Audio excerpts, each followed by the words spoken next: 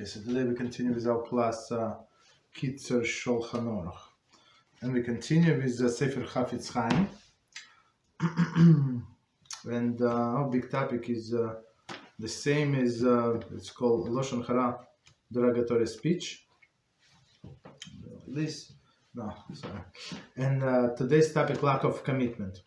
It is forbidden to say that an individual lacks commitment in fulfilling a particular commandment. Therefore, it is forbidden to say that a man sets aside a little time for daily Torah study, or that he does not go out of his ways to help the others. So it's a little different category, right? So we're not saying that a person is a sinner per se, right? We're not saying that, but he said, okay, he learns Torah, but not enough. He could have learned more. I guess all of us could have learned more, but since nobody would want to hear that, and it would be very derogatory, so we're not allowed to do that. Or, for example, the second example, he does not go out of his way to help others. So it's if it's convenient for him to help others, he would help, but otherwise he would not. Are you obligated by a Torah law? No, you're not obligated. Of course, it's the right things to do, and you're going to get a great reward. But to say that he's a sinner and you can disparage him, absolutely not. This would apply even if the speaker and the listener themselves study little and are not known of their benevolence, and will openly admit it to without any shame. So even though this guy, he does not learn for whatever reason, but I know many people like that, but they know all of the statistics. And just it came up recently. He said to BeEzrat is, I don't remember. He said it's on Tuesday or on Monday. And somebody asked this guy about how do you know that there's BeEzrat on Monday? Like from where? It's like a month away, like a little more. Like why would you know this information? From what? And then he would explain. I was looking up days when we don't say Tachanun. Unfortunately, that's just what some people do instead of learning Torah. Right. So even though he would say I don't learn Torah, I look at the calendar. But that guy also does not learn much, so it would be derogatory, right?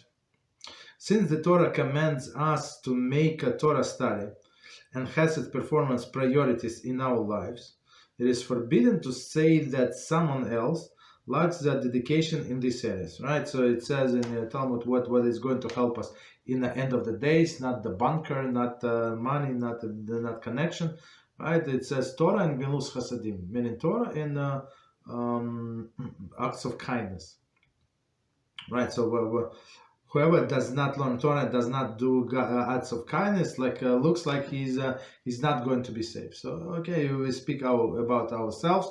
We can advise others in general manner, but not to or maybe in private conversation you can suggest something to that person, but speak publicly or even to somebody else about those things, absolutely forbidden. Stop here. All right. So we continue Kitzur Shulchan Aruch, and our big topic is Siman 46, laws of forbidden foods. Okay. And the last thing, just to remind us what we said. We said about wine, meat, and piece of fish that was deposited or were carried by a non-Jew or not religious Jew. What do we do in that case? Okay, so continue. That was number 16. Number 17. If one sends or deposits with an idolater or a suspect Jew something that is contained in a sack, it is necessary that the stitches of the sack be on the inside. Very interesting, right? And it is also necessary to tie the opening of the sack and seal it. So stitches inside, meaning that it would be very hard. I mean, everything is possible, of course, but it would be very hard for that person to undo the stitches. So So if the stitches is outside, so he cannot take whatever he needs, whatever he not needs, whatever he wants, steal it and substitute with non-kosher food and stitch it back. So okay, so they say two things. So as we said, of course, everything is possible, but this would be much harder, right? So two things: the bottom, like or sides, wherever you have stitches, and plus the seal itself. So the first commentary is comments of the the stitches inside. So it says a seal at the opening of the sock is useless if the sock can be opened from the bottom by undoing the stitches. One must therefore turn the stitches to the inner side of the sock. There they cannot be tampered with. I mean, possible, but I would say very, very hard. Tampered with, and we have to remember in the olden days everything was done manually. So it's not like somebody like if you give this guy like a commercially made sock that it was sewn on with a sewing machine, and now he would have to like fix it back manually. You would see right away. So everything was done manually, so it would be like impossible to detect. Okay. So we said that's why we need make sure that the stitches inside, and plus we have to seal the top of the sock. Commentary to tie it, of course, and seal. Commentary, and not with a seal counts as a single seal. Okay. The food requiring double seal. For the foods that require double seal, one must place an additional seal wrapping around the food before placing it in the sock. See Shulchan Aruch 1:18-17. So meaning for some foods, as we're going to continue learning, so you need two seals. So meaning one back inside of another back. Okay. Continue. Number 18. If it occurred that one sent with idolater or a suspect Jew a slaughtered animal or a bird or some other food items without seal, one must ask halachic authority whether it can be used. So maybe you like this person very much and he looks friendly and nice, right? So I mean that's because of the negligence of the person, he can lose a lot of money. Like meat costs a lot of money, chicken costs a lot of money, right? You send somebody chicken, then another person cannot eat it because of your poor delivery guy choice, right? So 39, commentary say, depending on whether the idolater carries the food, depending or where the idolater carries the food, whether it is recognized to be the food that was sent, or other factors, it may be permitted after the fact. A halachic authority must be consulted.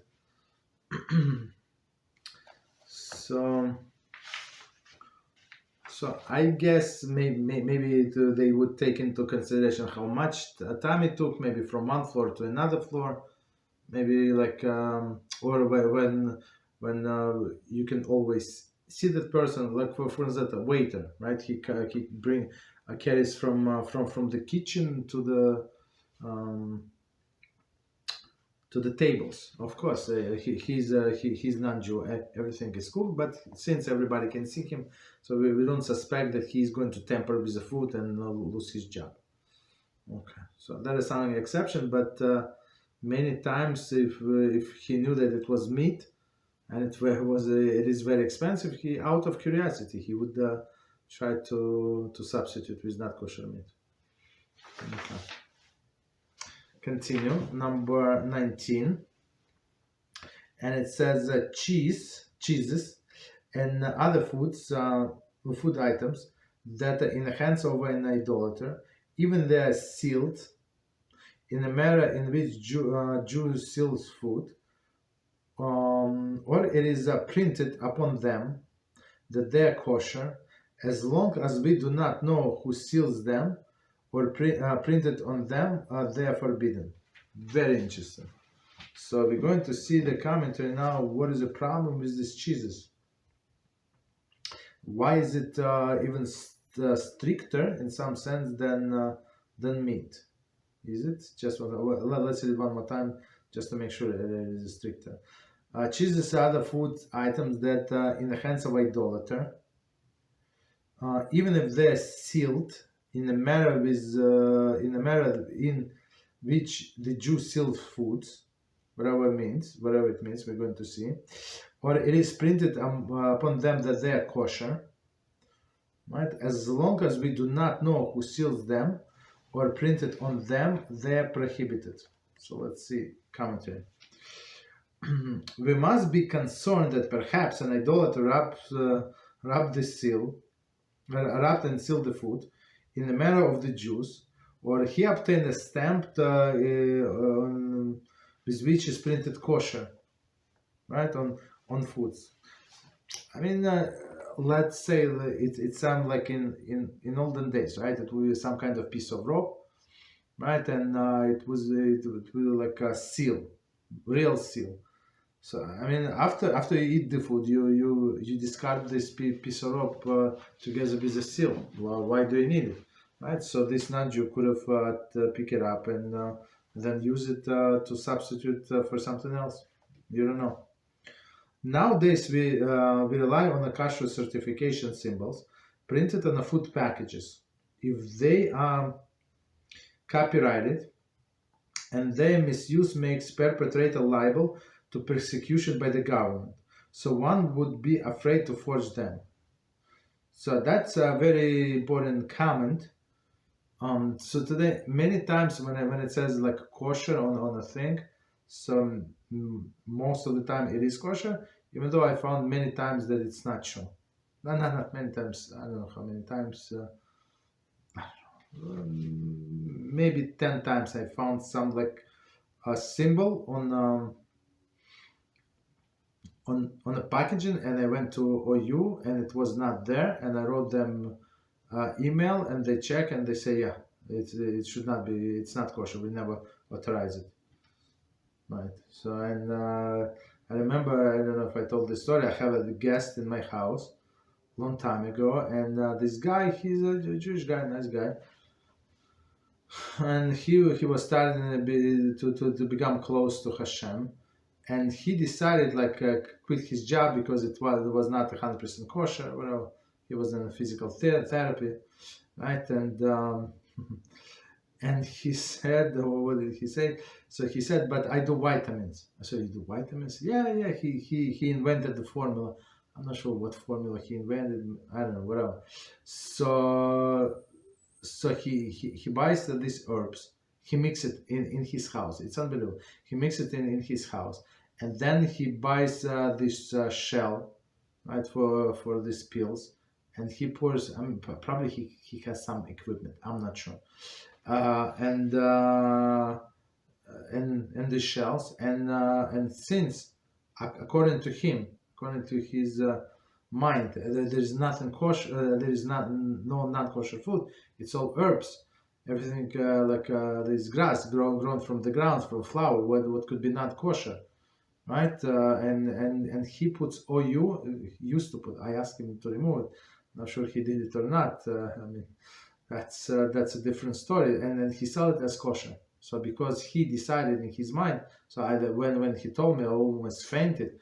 I explained it to him, and I said, plus this shells that you buy, it's probably it's from pork. You understand? It's the cheapest one. This gelatin, it's a pork gelatin. Crazy people, but I hope he removed it. This Kashrus certification. I mean, there is no problem. People sell these capsules for non-Jews, and there is no problem with it.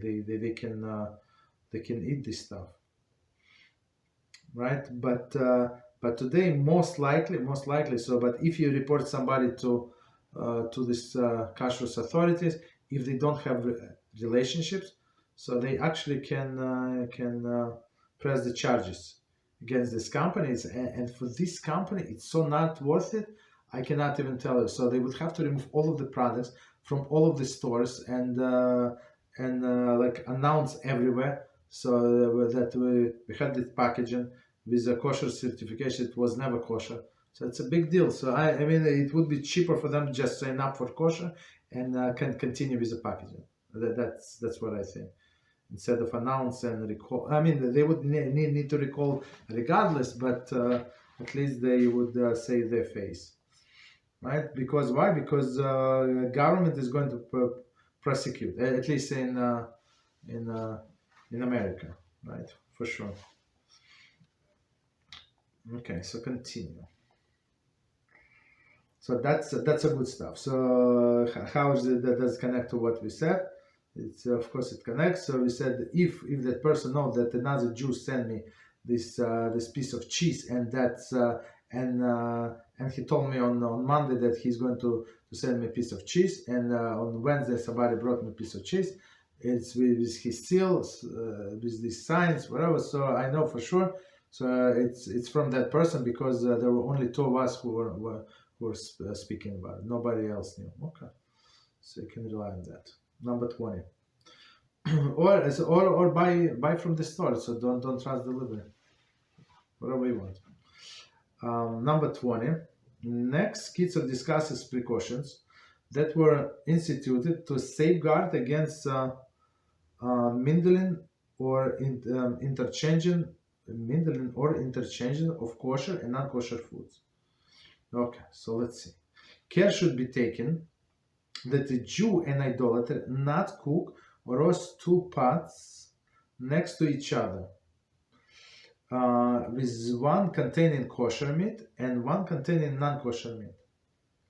If one pot, if the pots are frying pans, if the pots are frying pans, are uncovered. So with uncovered is also always an issue, right? The issue is that first of all, it can splatter to the pot next to it. It's one thing, and second is vapors. Vapors goes from one dish to another, right? That's the reason why we cannot use the same stove for milk and meat, right? So you need to get two stoves, or like what I suggest people, like just get like some electric stove, like small one, like the very straightforward primitive one. Not primitive, but not expensive. And cook whatever you do. People do pizza at home. Like that's it. That's more than enough. The stove to do pizza. Otherwise, if you want to kosher, your stove, you have this self-kosher cycle, self-cleaning cycle. Yeah, you can, but it takes I don't know, like a few hours, and it's going to smell in the whole house if you did not wash your stove good until now, right? It's going to burn everything. So very not recommended, but if needed, yeah, that's what you should do. Okay, so now we said do not. I'm not sure what would be the situation. Maybe in the olden days when the neighbors, Jews and non-Jews, would be living together, and they would cook like in the summer, like outside. That's how I see it, right? That's otherwise he has his family, I have my family. How are we going to get to cook on the same stove, right? Okay. So let's read one more time the sentence and we see the commentaries. So it says, care should be taken that the Jew and idolater do not cook or roast two pots next to each other, with one containing kosher meat and the one containing non-kosher meat. If the pots or frying pans are uncovered. Commentary. We must be concerned that some of the non-kosher food or liquid will splatter, right? As we said, will splatter into the kosher food or pot. Shach 118:36, Bir Hagra 118:35. So basically that's what it is. So when we're not afraid that some of our kosher food is going to go to their pot, right? But we're afraid that they're going to give us something. After the fact, however, if the pots were cooked alongside each other and no splattering was observed, the kosher food is permitted. Shulchan Aruch 118:11. So I guess maybe in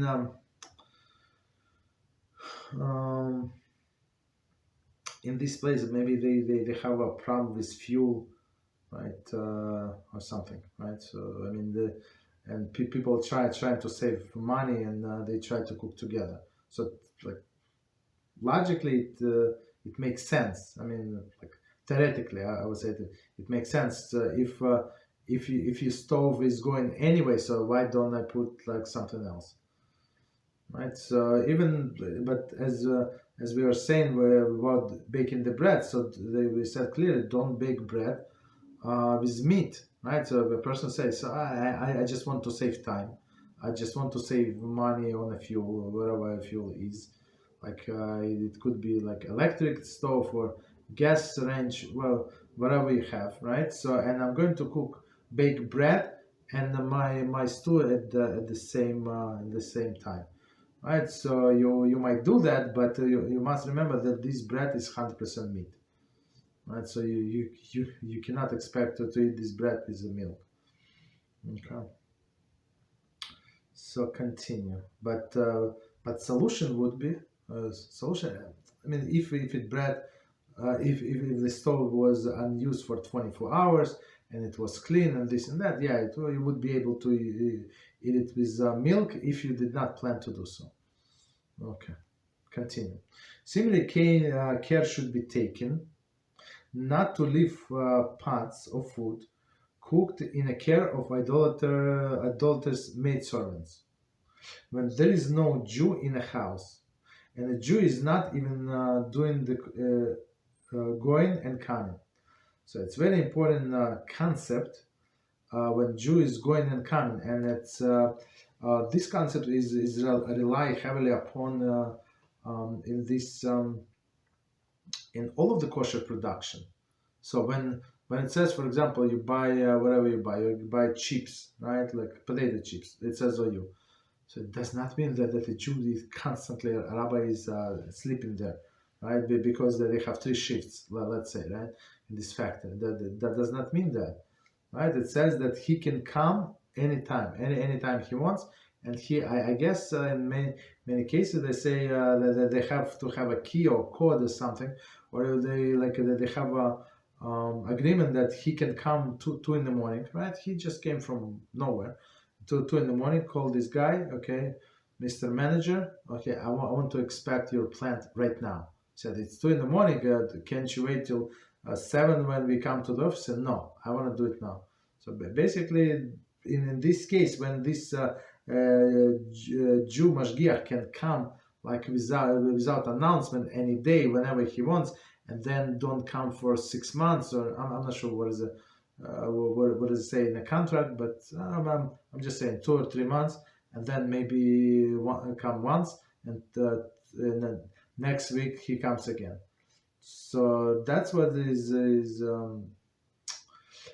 called coming and going, meaning that he's not constantly there, but these people know that he might come at any minute, and they would be afraid to switch things. Okay, so let's see the commentary. Says, we must be concerned that the maidservant will add something non-kosher to the food when no one is present. So with this maidservants, it's proper to tell them, Mrs. Maidservant, don't bring any of your food. Whatever you want to eat free, right? Free, no problem. So make sure don't bring your food. And if you lack in something, if you don't have the sauce that you like, just tell us, we're going to buy you the sauce. Even though we're not going to eat it, that's not per our taste, but you can enjoy, and that's it. So that's a proper thing to do. But if you allow her to cook whatever she wants in your kitchen, and some ingredients are kosher, some non-kosher. So I mean that's a recipe for disaster. When the Jew comes and goes, however, even if he is not constantly present, we assume that she will not tamper with the cooking food. Okay, out of the fear that imminent entry. So meaning that that person can come anytime, family member or something. Even if there is no food cooking, one may not leave the non-Jewish housekeeper alone in the house. Okay. When there is no Jew coming and going, in a situation when there is concern that she might use a pot to cook something non-kosher, such as meat and dairy together, and this would render the pot forbidden. Okay, so that's a very difficult thing, right? To have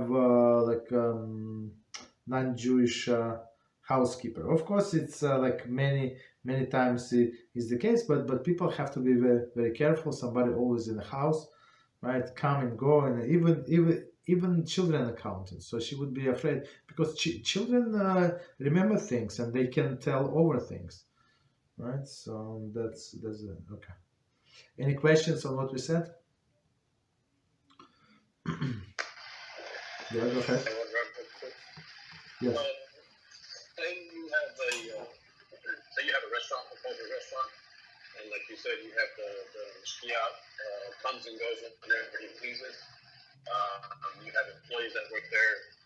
Some of them are Jew, some of them are non. Just going and something happens in the kitchen that one of the boys messes up and contaminates everything. What would you do in a situation like that? Would you have to shut down the whole restaurant and restart over, or I mean, what would be the consequences of something like that? So that's a very good question, and I'm a little familiar with what you said because I used to have a chavrusa, used to live in my neighborhood, but he moved some time ago. So he would, like in olden days before internet. No, we had the internet, but it was not as common, like to learn over the phone. Like over the phone maybe, but over the internet with video, nobody did it. Many years ago, right? So he could not find a job, and he found a job as this mashgiach, right? And he was not a rabbi, he's like just a religious person, not very knowledgeable in kosher either, like a single guy, right? It's very interesting, right? So he told me many stories about this kosher business. So he would work part-time in one place, in another place, because many places, for example, in Manhattan, in a city, they open only like for lunch, right? In the morning they close. There's no business, right? They open for lunch and then for dinner, like later on. So in the meantime, it's almost dead. Like 1 or 2 people, that's it. But like 2-3 hours during the lunch and in the evening. So he would go to different places. He would supervise at different places, and it's very interesting. So first of all, the rule is when in a kosher restaurant, they must decide what they're going to sell. They're going to have a dairy restaurant, and it's not just so you know. Some people think, oh, dairy, there is no more money. Dairy is even I don't want to say it's more money than meat, but it's not less profitable. Let's put it this way, right? People like dairies, and not everybody like meat, especially like steaks. It's very expensive, but dairy people eat a lot, right? So you have to first decide it's going to be dairy or meat. So if you have a meat restaurant, there is no dairy even close. So you forbid these employees to bring anything to the restaurant. And he told me that his boss, this rabbi who hired him, so he was very strict. So one employee like said, no, I I want my food. He wanted this. He was Mexican food. So he told them, okay, you like your Mexican food, no problem. So go out, take a lunch, whatever lunch is. Don't come back with any bags. Like finish your food, whatever you do, and then come back. So don't do that.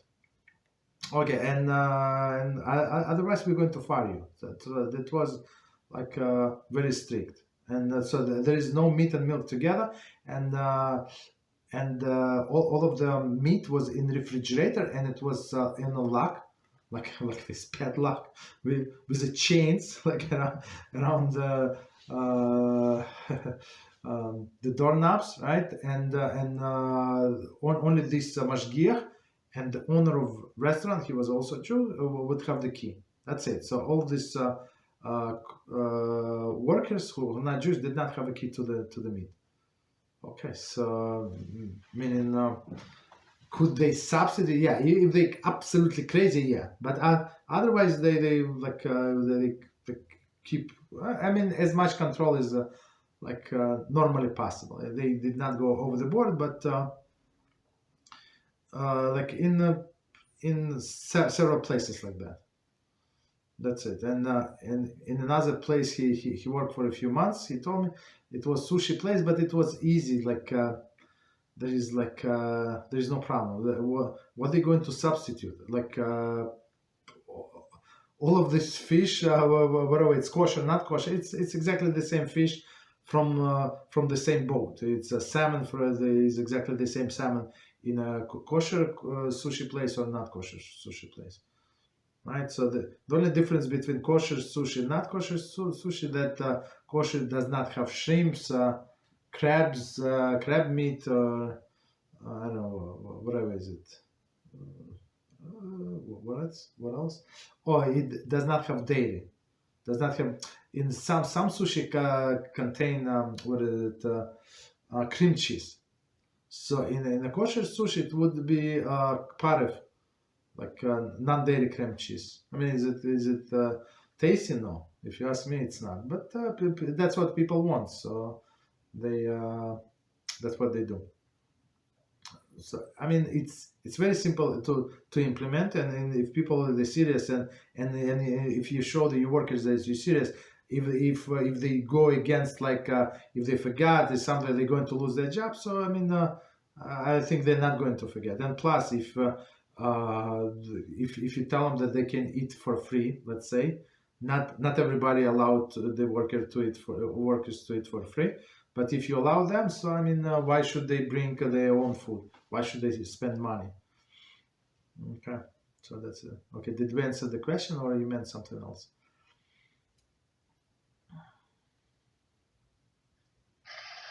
Yes, thank you. Okay, no problem. You're welcome. Any other questions before we continue? Okay, no problem. So we can do. It's very, very interesting topic.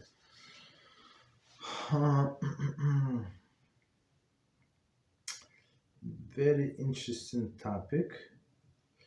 But of course you have to pay mashgiach. So I mean, that's why the prices when you go to kosher restaurant it's much more. It's like you have one extra person. It's not only one extra person. If it's full time, you have to understand. You're paying one salary, and it's not the minimum wage, and plus you're paying the agency, the whole organization must benefit from it. It's not only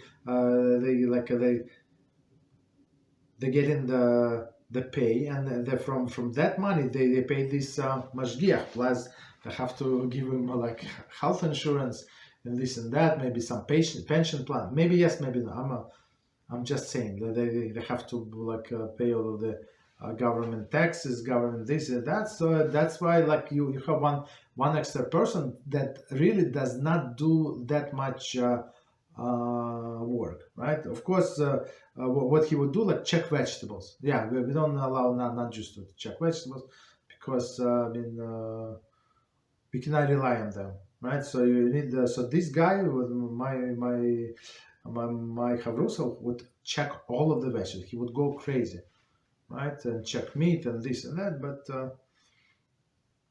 But otherwise, that's the explanation why the kosher food is much more expensive. Not much more, but expensive. Okay, continue. 21. Regarding one who is not known to be observant of the law of Kashrus, it is prohibited to purchase from him wine or anything else about which there could be concern that it is prohibited. Okay. So commentary. This applies even to food that is prohibited by rabbinic decree. So before we continue, I must explain. So today we have all of the packaged food, right? We have wine, we have double seal, we have the cork, and we have this plastic around. So there is no problem whatsoever to buy from a non-religious Jew or from a non-Jew. There is no problem whatsoever because there are two seals and they're in place. So we're talking about wine in the old days when they even today some people like in a winery they would sell it from barrel, right? So you come and taste and they would pour you directly from the barrel as much as you want. So this wine would be forbidden to buy from a non-observant Jew. That's for sure, or from a non-Jew. Right, or anything like anything else, like cheese or other things. So and it's the commentators say even the foods that are forbidden rabbinically. Okay, continue. However, if one is his guest, one may eat with him of his food as long as he is not known to be suspect of violating the Kashrus laws. So that's a very different, very interesting subject. Let me read the commentary and we're going to explain. There is a Jewish level of observance is unknown. One may not purchase food from him, but one may eat with him at his home. This is because many who lacks in regard to the selling non-kosher food, nevertheless refrain from eating themselves. So I mean, it sounds hypocritical, but that's what it is, right? So these people they would sell you non-kosher food, but in their house, I heard it many times. They say, Rabbi, but in my house I'm not kosher. See, not kosher. I'm glad kosher. Everything glad kosher. But when I'm not there, so I go with guys and eat pizza. Isn't it pizza kosher? We say no, it's not kosher. Understand? Right. So, but as these people say, and that's what commentators say. So maybe he when he sell because he wants the profit, he would sell to other people whatever he wants, but to himself and to his family, he is going to buy only kosher. Doesn't matter how bizarre it sounds, but that's what it is. All right, so that's why we are allowed to eat with them. That's what it says. Okay, but I'm going to explain a little different. When in doubt, therefore, one may assume that the host's own food is kosher. So when in doubt, so you judge other Jews you give them the benefit of the doubt. However, if there is a reason to believe that the food in a Jewish home may not be kosher, one may not eat there. Okay, so if you suspect that somebody is Michal Shabbos, so why would you assume that his food is kosher? But I always try to look at the root of the issue. For example, if he's greedy person, I know he's a greedy person, right? So why would he buy kosher food? Like if non-kosher food is cheaper, right? If he'll Michal Shabbos like openly, for sure it's not good. And it's not good, I would say, to put yourself in situation when now you are already sitting at his table or your table, and now you start to contemplating, is it kosher or not kosher, right? Should I trust this person or not?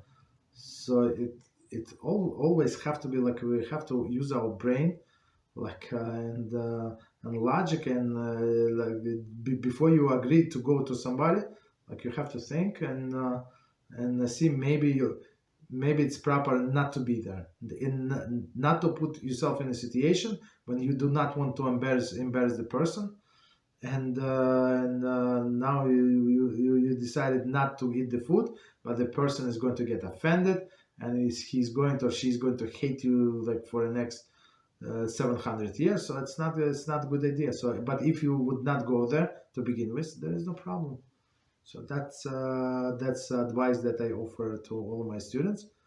So especially with relatives, they say no, but they're going to buy kosher. I said to buy kosher, since they have to know what kosher is, right? And they have to have a kosher plates and all of the kosher utensils. So after the fact, so yes, you can like ask them. Maybe you have like paper plates and paper plastic knives, plastic forks, but you're going to embarrass them so much. That's crazy. So better not to go there. And I told all of my students, so you want to invite your family, so you becoming more and more religious. So invite them to your house. You cook, you buy the food. Okay, you don't want to cook. Okay, but you want to do Kiddush Hashem and host the party in your house. Okay, you buy the food. You cook some. I don't know. Pay somebody, another kosher Jew to cook for you. That's it. So somebody need money, extra parnasa, right? Cook that lady, and she's going to cook for you, and much more better than you buy in a store, and fresher. Okay, but don't go there and then think should I be here or not? Should I not be here? So don't put you in this situation. Put yourself in that situation. That's very very important. It's I was at the most common question, like what should I do? Like when people go through conversion and or people becoming Baal Teshuvah, they start observing. That's one of the most common questions. Okay. Continue. Any questions on what we said? Well, it's clear. That's our approach, how we do things. Okay, so no problem. So we continue then. Okay, next halacha number 22. Care should be taken to avoid living in idolater's house, living in an idolater house, a food utensil about which there is room to concern that it might have been used for a non-kosher food. Second, care should be to avoid living in an idolater's house, the food utensil. I'm not sure why would somebody leave the food utensil in this idolater house. I'm not sure. Okay, but somehow he did. Maybe it was his. Okay. Especially the people try to save money, right? And they, I'm talking about single people, right? And they try to rent apartment together with their old friends who are not religious, and they say, no, Rabbi, I'm going to keep 100% kosher. Yeah, maybe you do. I believe you. I'm not arguing. But how about the other side? They do not care about the kosher. And one time, this girl, she would need a pot, and all her pots are going to be dirty, and she's going to take your pot. Guess what? And you're not going to even find out until much later that she cooked rats in that pot. Okay, so that's what it is. So if somebody so it says to avoid living in adulter's house food utensils about which there is a room for concern that it might have been used for non-kosher food. Okay, so don't tempt the people. Don't put them in that situation. And even if one gave it to the craftsman to fix, right? Even if one retrieves it, there is a room for concern that perhaps it was used. One must inquire of halachic authorities as to the permissibility of that utensil. So today, I would say it does not apply to us. So I mean, most of the time, let's put it this: most of the time, because we usually don't fix these pots, right? So in olden days, they would make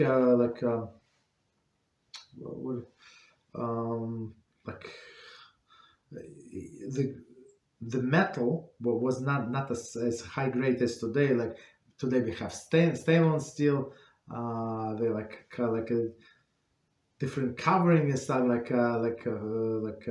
refacing stuff, right? But in olden days it was rusted, so and it was they would cut off the rust part and then put a piece of metal on top of it, and it you of course you can you use the utensil, but we are afraid that maybe this guy who fixed it, maybe he cooked it once, whatever he cooked, right? So they say talk to halachic authorities. So let's say commentary. I'm going to explain. Depending on the circumstances, maybe need to be koshering, right? So it says, see above, regarding pots left in one's home with a non-Jewish housekeeper. Right. That's what we said before, right? So we're afraid that she might do something, or this person who fixed utensil might have done something to that. So the like to get rid of all of these minds, like doubts, like in your mind. So I would say it's easier to kosher, as I said. Just kosher it and that's it. Like it was used for something, not for sure. And you are on the safe side. Continue. Number 23. We now turn to the loss of Tereifah. Okay, so that's a different topic. So 1 second, let me check time. Yeah, we have time. So Tereifah, commentary. Animal or fowl that suffers from a certain mortal defects are considered Tereifah and are prohibited from being eaten.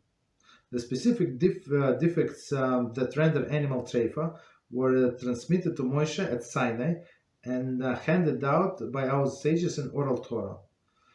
These defects and their laws are described at length in the Yorek Diyat 2960. We don't have this in this book for sure. So we learn in Rambam. So it's just in summary. There is some diseases like because of which the animal would not survive 12 months, 1 year. So and even our rabbi say, and even if it's going to survive, and even if it survive, so they let's say somehow these people know that this animal has this defect, for just for argument's sake, and according to our Torah, it's not going to survive for 12 months, and it survives. So that does not matter for us. But we go by the Torah, not by even by what we see with our own eyes. Because why? Maybe it's going to die soon. Maybe HaShem just prolonged a few more months to test us. So many things we have to remember happen to us to test us. For sure. And if we stand the test, and you get the reward. Sometimes instantaneous, and sometimes we have to wait, but HaShem is going to send the reward, for sure. So, okay, we're talking about Tereifah, animals that did not die, but had these internal diseases. Sometimes people take a bound fowl and throw it in the ground and stand it. I'm not sure why. And then they slaughter it. Okay, so let's see. But this is absolutely forbidden. For the animal or the bird that fell on the ground is considered to be Tereifah and prohibited for consumption. So they throw the bird down to stand it, so like it would be like a numb or something, like confused, and then it's easy to do shchita. Or same with the animal, like you have a big cow, big bull, and now you have to cut the throat, so it's not so easy. So they prefer that when animal is on the ground to do that. Of course, it would be much easier. It's easier to control the animal, stuff like that. Yeah, but they say absolutely forbidden. 1 second. For an animal or bird that fell to the ground is considered a Tereifah and is prohibited for consumption. It cannot be permitted unless one later sees that it walks the 4 amos on with a regular gait. Right? So meaning when it isn't on the ground, so we don't know, maybe on the ground because it is sick, or maybe or after we throw it, maybe it would not be able to get up and walk again. That's the thing. Okay, so commentator say animal amma is between 18.9 and 22 inches. Okay. If the bird walks 4 amas in a normal fashion after falling, it is presumed not to be Tereifah. So, but don't do it anyway. So it's approximately, as we always say, it's a little less than 8 feet. 8 feet, and for those who goes in meters, so it's like less than 2 meters. Okay, less than 2 meters. Okay, continue. But okay, so but if it can go this 8 feet, but by itself walk this 8 feet by itself, so after the fact, no problem. With sheep and calves, one must be very careful about this. Okay, so meaning it must be when we eat animal, it must be a healthy animal. So and not all of these diseases like that any animals have like forbidden according to Torah law. Some of them they very severe issues, right? But according to Torah law, it's not forbidden. But our sages say like if you don't eat this animal, you're going to be praised for it. Just sell to somebody else. Okay. So number 24. In the summer, it is very common with geese that there are small blisters resemble warts found on the intestines. Very interesting. And many of them become Tereifah on account of this. Okay, so some warts, let's say 48 counted. These warts that can sometimes block the intestines and cause them to be punctured, which would render the goose Tereifah. Okay. So one of the issues, so before we continue, so one of the issue is a puncturing of the these internal organs and some trachea and other things. So even though there is no like danger to life, maybe it's healed after some time, but since it was punctured, so that animal is already Tereifah, like halachically, even though it looks normal, it looks healthy, and it's very very possible like when learning this halacha in deep. So this animal was walking and it's like got step on some cows usually don't walk don't look where they go. Maybe like it went on to walk into like on a branch of the tree and it was sharp, like because after the branch broke, right, it was sharp and it punctured the skin. Of course the cow feel it, does not matter, but the internal organ was punctured, and like today you don't see anything, right? So people who do the shechita, they trying to look for any signs. Like they would not do shechita just because they have a cow. They would check all of like this cow very very carefully and see what are the chances that it might be not kosher. So if there are any chances, they would not do it because it's a waste of time and waste of money. It's a lot. They're going to get like big loss if they do a shechita, and now they have to sell it to the non-Jews, to Arabs, to whoever they sell. Because why? These people know that you do not need it, and you're trying to get rid of it, so they're going to drive the prices down. That's unfortunately what is going on. That's why the prices for a kosher meat is so high compared to not kosher meat. Continue. Therefore, one must be very careful to examine the intestines, right? So after the shechita, and when small blisters are found, so I apologize. We're talking about the geese now, right? Blisters are found. One must inquire or halachic authority regarding the status of the goose. Right? Why? Because they say these blisters, whatever, they might block the food, and food might try to come like out of this stomach some other way. That's the way I understand. And make a whole, meaning from inside out.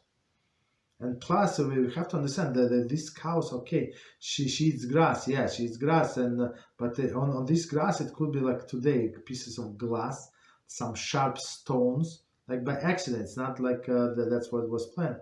So she did not see, or some like pricking things, right? She would swallow, and then it's going to puncture the stomach. Okay, so. That's the thing. Okay, time. Okay, any questions on what we said about this geese? Okay, no problem. So let's, if no questions, let's do one more halacha and we stop. So it's halacha number 25, and it says Kitzur now discussed a certain restriction that applied to the baking bread. So as you see now, so you can understand this. Kitzur, just he gives highlight, and that's exactly what we said in like introduction to this chapter. He just collected all of the things that were applicable in his time, but it's not complete topic. Complete topic we will learn on Thursdays. It's also not complete topic. It's only what applicable to us today. Right? Complete. You have to go to Rambam. Okay, or Shulchan Aruch. Continue.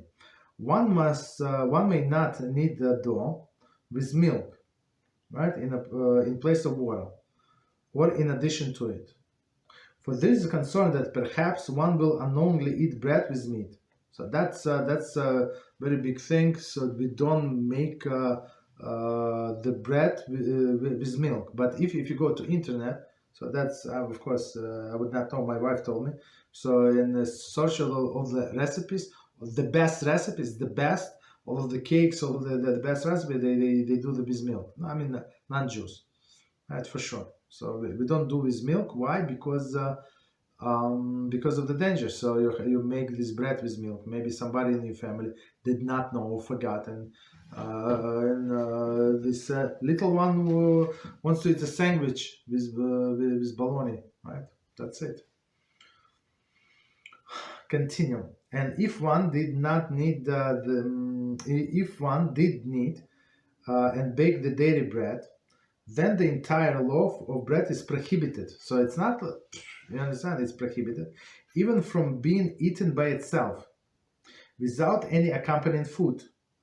This is a decree enacted out of concern that perhaps it would be eaten with meat. So that's, of course, it's rabbinical, but our rabbis were so concerned that a person get to violate the biblical commandment and eat mixture of meat and meat together. So they say, let this bread be forbidden. However, the loaf was in a small measure, sufficiently only to be eaten at one setting, right? Or if one made an unusually shaped bread, so I'm not sure what is it. Maybe they always use like a oblong, and now it's round, 100% round, right? And smaller, so that it should be recognizable as intended not to be eaten with meat, then it is permitted. So basically, same shape, do not make. Big bread, do not make. So it should be like eaten and finished as soon as possible. And the law is the same for if one needs dough with a meat gravy. The bread is completely prohibited unless the single serving size or a distinctive shape. So it's same as here. Opposite the shoe, don't make this bread fleshig, meaning with meat, right? So I mean, of course, there is no meat. It's gravy. By gravy, it's 100% meat. So why exactly the same reason? People might take it and eat it with piece of cheese. And similarly, one should not bake any bread in oven along with a dairy-filled loaf or a meat-filled loaf. Okay, so as we said, that's we don't bake in the same oven. So if you insist on using one oven, so you have to kosher it every time. I mean, maybe for some people worth it. I'm not sure. For we are concerned that perhaps some butter or gravy will ooze out of the filled loaf. Exactly, some stuffing. Flow beneath the bread and become absorbed by the bread, and the bread might then be eaten with the food of opposite type. So as we said, even like vapors would go, right? But here they go like exactly like physical, right? It would ooze out and then drip on the bread, and the bread would be of one type, meat or milk. So commentaries say this concern applies when they are being baked upon the same surface, such as the butter or gravy might reach the bread. See Shulchan Aruch 97:11. However, in the next sieve, we will see that there is a further concern even when they are separated. So it's not one above another, but even when separated, as we said, the steam is going to go one into another.